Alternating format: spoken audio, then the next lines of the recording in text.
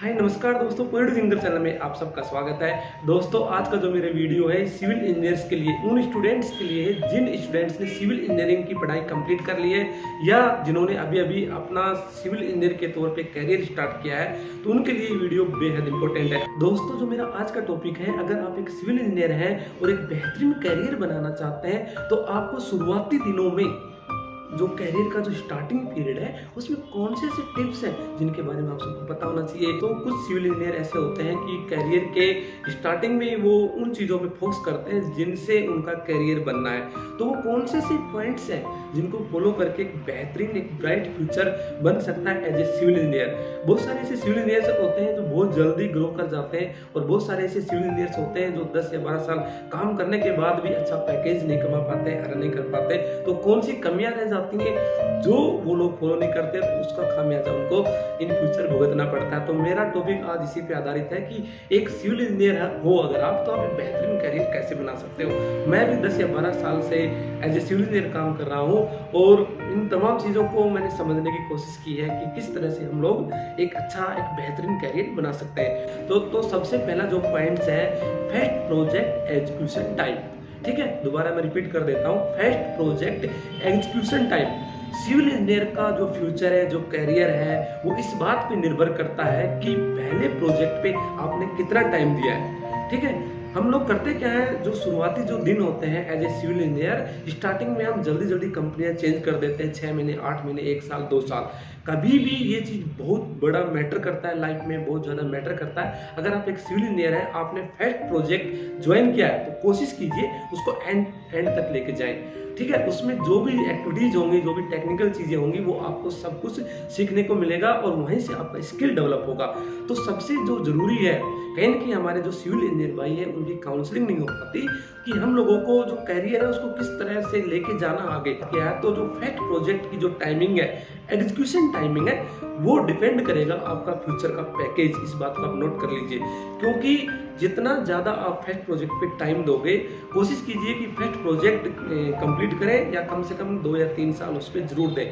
जो भी civil engineer 6, 8, 10 या 12 महीने में कंपनी चेंज करते हैं, जल्दी जल्दी स्टार्टिंग के पीरियड में कंपनी चेंज करते हैं पैसा कमाने के चक्कर में, तो उनका जो ग्रोथ रेट है वो एक टाइम आने के बाद में रुक जाता है। दूसरा सबसे इंपॉर्टेंट पॉइंट है जो आप सबको सीखना है स्टार्टिंग के डेज में, वो है मटेरियल मैनेजमेंट। अगर आप एक सिविल इंजीनियर हैं तो आप सबको मटेरियल मैनेजमेंट के बारे में अच्छे से समझ लेना चाहिए। प्रैक्टिकली साइट पे आपको हर एक मटेरियल का बाय नेम पता होना चाहिए कि किस मटेरियल की कहाँ पे जरूरत है।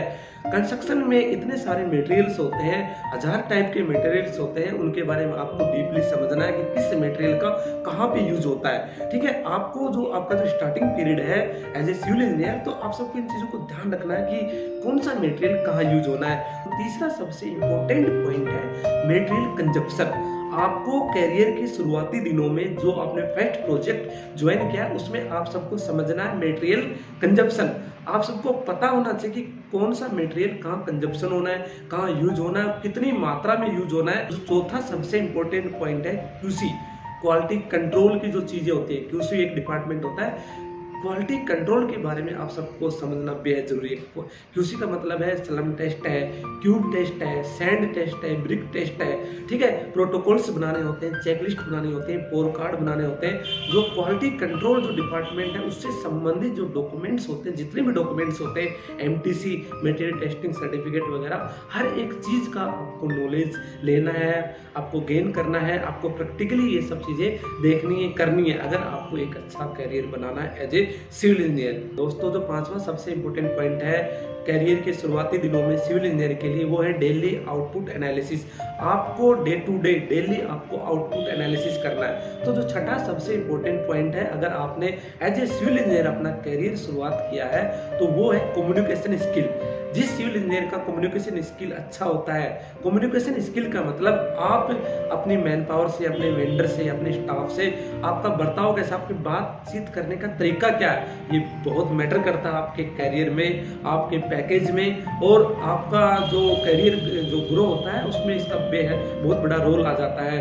आपका कम्युनिकेशन स्किल किस लेवल का है, आप लोगों से कैसे बातें करते हैं, उनको कैसे कन्विंस करते हैं, आपकी जो बातें हैं वो एक पॉजिटिव वे में मैन पावर लेती है या नहीं लेती है, ये बहुत मैटर करता है। अगर आपका कम्युनिकेशन स्किल अच्छा होगा तो ही आप प्रोजेक्ट पे आउटपुट लेके आ पाएंगे, अदरवाइज आप कहीं ना कहीं फेल कर जाओगे। और आपको जो एक बढ़िया पैकेज मिलना चाहिए, जो कंपनी आपसे डिजर्व करती है, अगर आपके अंदर कम्युनिकेशन स्किल नहीं है, आप कन्विंस कर पाने में कामयाब नहीं हो पाते हो, तो आप एक निश्चित टाइम के बाद आपका कैरियर ग्रोथ रुक जाएगा और आप एक बेहतरीन पैकेज नहीं कमा पाएंगे। आपको शुरुआती दिनों में जो कंपनी के रिसोर्सेज होते हैं, कंपनी के रिसोर्सेज का मतलब जो साइट पे जो भी मशीनरी होती है, मटेरियल होती है, उसको मैक्सिमम यूज कैसे कर पाए, वो आपको स्किल आपके अंदर लेके आनी है, सीखनी है। Utilize company resources maximum. For example, अगर कंपनी का ट्रैक्टर है, जेसीबी है, हाइड्रा है, ठीक है, इनको कैसे यूटिलाइज करना और मैक्सिमम यूटिलाइज करना है, वो स्किल भी आपको आपके अंदर लेके आना पड़ेगा। अगर आप एक सिविल इंजीनियर है तो ही आपका एक अच्छा कैरियर बन पाएगा। दोस्तों, एज ए सिविल इंजीनियर जो कैरियर के शुरुआती दिनों में आप सबको सीखना है स्टडी ड्राइंग्स।